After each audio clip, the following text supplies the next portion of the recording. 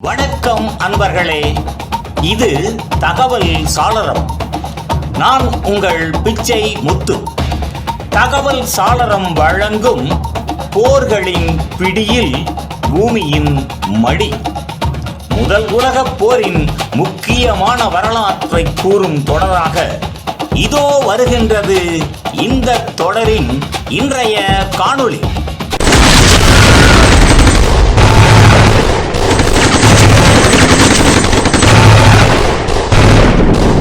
பாரிஸை மீட்ட மூச்சு மார்ன் அதிசயம். 1914 செப்டம்பர் பாரிஸ் நகரம் மூச்சு முட்டி தவித்த தருணம். கடிகாரம் ஒவ்வொரு வினாடி நகரும் போதும் ஜெர்மன் படைகள் பாரிஸ் நகரத்தை நெருங்கிக் கொண்டிருந்தன. நகரத்தின் இதயத்தில் மக்களின் கேள்வி ஒன்றே ஒன்று: பாரிஸ் அடுத்த சில நாட்களில் வரைபடத்தில் இருக்குமா, இல்லாமல் போகுமா? ஜெர்மனியின் வேகம்.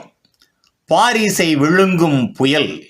சிலிபன் திட்டத்தின்படி ஜெர்மன் படைகள் வடக்கு வழியாக நுழைந்து பாரிஸை சுற்றி அடைக்க அதிவேகமாக பாய்ந்து கொண்டிருந்தன. அந்த வேகம் யூரோப்பை அச்சத்தில் ஆழ்த்தியது. பிரான்ஸ் அரசு பாரிஸில் இருந்து தெற்கே தஞ்சம் புகுந்தது. ஜெர்மன் படையின் காலனி சத்தம் பாரிஸின் செவிகளில் ஏற்கனவே ஒலித்து விட்டது. பாரிஸ் நகரை காப்பாற்றும் கடைசி முயற்சி.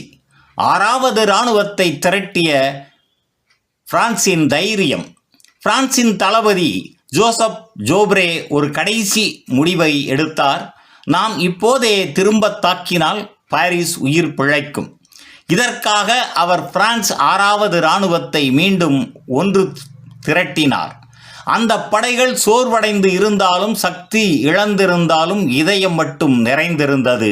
அதுதான் நாட்டு பாதுகாப்பு எனும் நல்ல லட்சியம். பாரிஸின் டாக்ஸி படை வரலாற்றின் ஒரு அற்புத தருணம். போரின் மிகச்சிறந்த காட்சி டாக்ஸி அதிசயம்.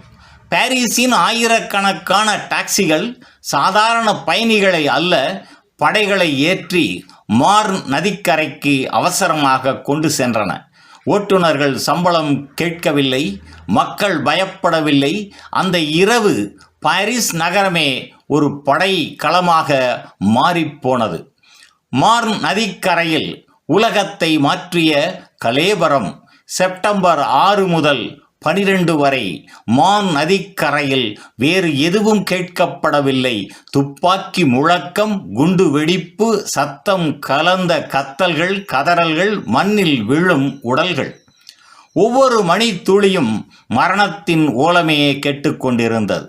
ஆனால் பிரான்ஸ் படைகள் தொலைதூரம் ஓடியவர்கள் அல்ல, அந்த நிலத்தில் நின்று ஜெர்மன் படையினரை சிறிது சிறிதாக பின்னால் தள்ளிக்கொண்டே இருந்தனர். பிரிட்டிஷ் எக்ஸ்பிடிஷனரி படை பாரிஸின் பக்கம் நிற்கும் ஒரு கை. இந்த கடுமையான தருணத்தில் பிரிட்டிஷ் படைகளும் பிரான்சுக்கு துணையாக வந்து சேர்ந்தனர். அவர்களின் துல்லியமான துப்பாக்கி சண்டைதான் ஜெர்மன் முன்னேற்றத்தை முறியடிக்க காரணமாக அமைந்தது. ஜெர்மனி பின்வாங்கியது. செப்டம்பர் 12 ஜெர்மனி ஒரு முடிவு எடுத்தது: இனி முன்னேற முடியாது. அவர்கள் சில கிலோமீட்டர் பின்வாங்க வேண்டியதாயிற்று. சிலிபன் திட்டம் முடிவுக்கு வந்தது. இதுவே மின்னல் வேகத்துடன் பாரிஸை கைப்பற்றும் ஜெர்மனியின் கனவை சிதைத்து நொறுக்கிய தருணம். மார்ன் அதிசயம். ஐரோப்பாவின் இரத்தத்தில் எழுதப்பட்ட வெற்றி. பாரிஸ் மீண்டது, பிரான்ஸ் உயிர் பெற்றது. ஐரோப்பா முழுவதும் ஒரே ஓசை: மார்ன் வெற்றி. ஆனால் இந்த வெற்றி இன்னும் கொடிய ஒன்றையும் பிறப்பித்தது: ட்ரெஞ்ச் வார்ஃபேர். ஆழமான மண் குழிகளில் ஆண்டுகள் முழுவதும் வீரர்கள் அடைந்த மனித துயரத்தின் தொடக்கம். மார்ன் நதியில் வெற்றி பெற்ற பிரான்ஸ் பாரிஸ் நகரின் உயிரை காப்பாற்றியது. ஆனால் அதே நதிக்கரையில் உலகப் போரின் இருண்ட அத்தியாயமாய் பதுங்குகுழி வாழ்க்கை இருண்ட பயணமாக அமைந்தது. நன்று நண்பர்களே, முதல் உலகப் போரின் வரலாற்று தொடரின் பிறிதொரு காணொளியில் மீண்டும் சந்திப்போம்.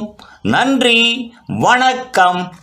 புதியதோர் உலகம் செய்வோம், கெட்ட போரிடும் உலகத்தை வேரோடு சாய்ப்போம்.